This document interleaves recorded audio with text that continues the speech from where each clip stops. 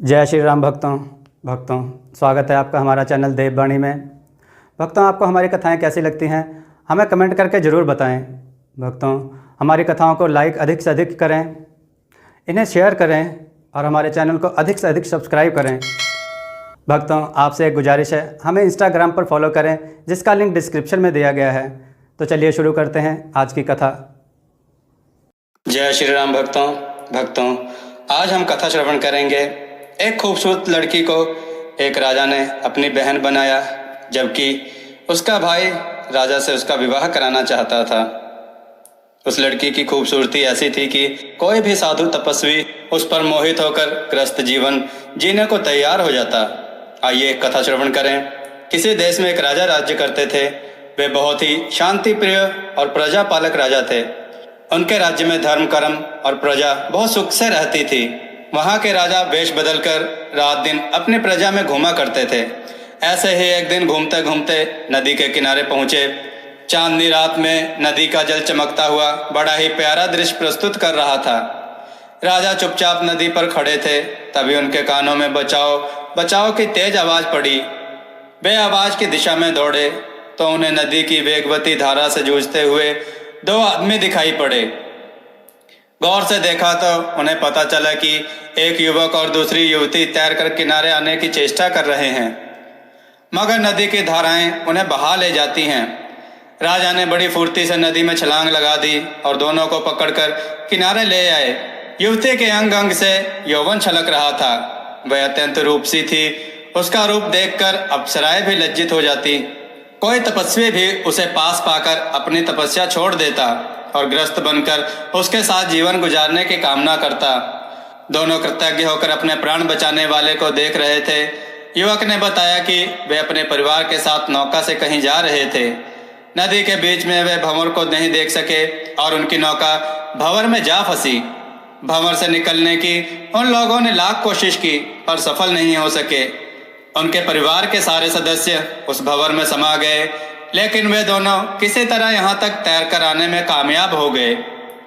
राजा ने उनका परिचय पूछा तो युवक ने बताया कि दोनों भाई बहन हैं और साथ के देश के रहने वाले हैं। राजा ने कहा कि उन्हें सकुशल अपने देश भेज दिया जाएगा। उसके बाद उन्होंने अपने साथ चलने को कहा और अपने महल की ओर चल पड़े। राजमहल के नजदीक जब वे पहुंचे तो राजा को प्रहरियों ने पहचान कर प्रणाम किया। युवक युवती को तब जाकर मालूम हुआ कि उन्हें अपने प्राणों की परवाह किए बिना बचाने वाला आदमी स्वयं महाराजा धीराज थे। अब तो वे और भी कृतज्ञता भरी नजरों से महाराज को देखने लगे। महल पहुंचकर राजा ने नौकरों चाकरों को बुलाया तथा सारी सुविधाओं के साथ उनके ठहरने का इंतजाम का निर्देश दिया। अब तो दोनों का मन महाराज के प्रति और भी अधिक आदर भाव से भर गया। वह युवक अपनी बहन के विवाह के लिए काफी चिंतित रहता था। उसकी बहन राजकुमारियों से भी सुंदर थी, इसलिए वह चाहता था कि किसी राजा के साथ उसकी शादी हो, मगर उसकी आर्थिक हालत अच्छी नहीं थी और वह अपने इरादे में कामयाब नहीं हो पा रहा था। जब संयोग से राजा से उसकी भेंट हो गई तो उसने सोचा कि क्यों ना राजा को उसकी बहन से शादी का प्रस्ताव दिया जाए। यह विचार आते ही उसने अपनी बहन को ठीक से तैयार होने को कहा तथा उसे साथ लेकर राजमहल उनसे मिलने चल पड़ा। उसकी बहन जब सज धज कर निकली तो उसका रूप देखने लायक था। उसके रूप पर तो देवता भी मोहित हो जाते, मनुष्य की तो क्या बात। जब वे राजमहल आए तो राजा ने उनसे उनका हाल चाल पूछा तथा कहा कि उनके जाने का समुचित प्रबंध कर दिया गया है। उसने राजा को कृतज्ञता जाहिर करते हुए कहा कि उन्होंने जो उपकार उस पर किए हैं उसे आजीवन में नहीं भूलेगा। उसके बाद उसने राजा से एक छोटा सा उपहार स्वीकार करने को कहा। राजा ने मुस्कुराकर अपनी अनुमति दे दी। राजा को प्रसन्न देखकर उसने सोचा कि वे उसकी बहन पर मोहित हो गए हैं। उसका हौसला और बढ़ गया। उसने कहा कि वह अपनी बहन को उनको उपहार के रूप में देना चाहता है। राजा ने कहा कि उसका उपहार उन्हें स्वीकार है। अब उसको पूरा विश्वास हो गया कि राजा उसकी बहन को रानी बना लेंगे। तभी राजा ने कहा कि आज से तुम्हारी बहन हमारी बहन के रूप में जानी जाएगी तथा उसका विवाह वह कोई योग्य वर ढूंढकर पूरे धूमधाम से करेंगे। वह राजा का मुंह ताकता रह गया। उसे सपने में भी नहीं भान था कि उसकी बहन की सुंदरता को अनदेखा कर राजा उसे बहन के रूप में स्वीकार करेंगे। क्या कोई ऐश्वर्यशाली राजा विषय वासना से इतना ऊपर रह सकता है? थोड़ी देर बाद उसने संयत होकर कहा कि हमारे पड़ोस के राजकुमार उदयभान उसकी बहन की सुंदरता पर मोहित हैं तथा उससे विवाह की इच्छा भी व्यक्त कर चुके हैं। राजा ने पंडित को बुलवाया तथा बहुत सा धन भेंट के रूप में देकर उस राज्य के राजकुमार के लिए विवाह का प्रस्ताव भेजा। पंडित उसी शाम लौट आया और उसके चेहरे पर हवाइयां उड़ रही थी। पूछने पर उसने बताया कि राह में कुछ डाकुओं ने घेर कर सब कुछ लूट लिया। सुनकर राजा स्तब्ध रह गए। उन्हें आश्चर्य हुआ कि इतनी अच्छी शासन व्यवस्था के बावजूद भी डाकू लुटेरे कैसे सक्रिय हो गए। इस बार उन्होंने पंडित को कुछ लोगों के साथ धन देकर भेजा। उसी रात राजा वेश बदलकर उन डाकुओं का पता लगाने निकल पड़े। वे उस निर्जन स्थान पर पहुंचे जहां पंडित को लूट लिया गया था। एक तरफ उन्हें 4 आदमी बैठे दिखाई पड़े। राजा समझ गए कि वे लुटेरे हैं। उन्होंने राजा को कोई गुप्तचर समझा। राजा ने उनसे भयभीत नहीं होने को कहा और अपने आप को उन्हीं की तरह एक चोर बताया।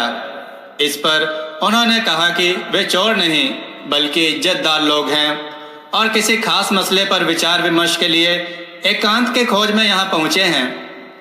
राजा ने उनसे बहाना ना बनाने के लिए कहा और उन्हें अपने दल में शामिल कर लेने को कहा।